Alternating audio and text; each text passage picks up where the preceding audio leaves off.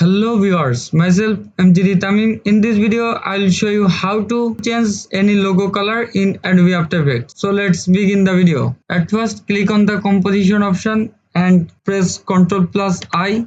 Select a logo and click on the import. Then drag the image in the composition. It's so big, so I scale down the image like that. Now if you want to change the color of the logo, go to the effects and preset option and search FILL fill.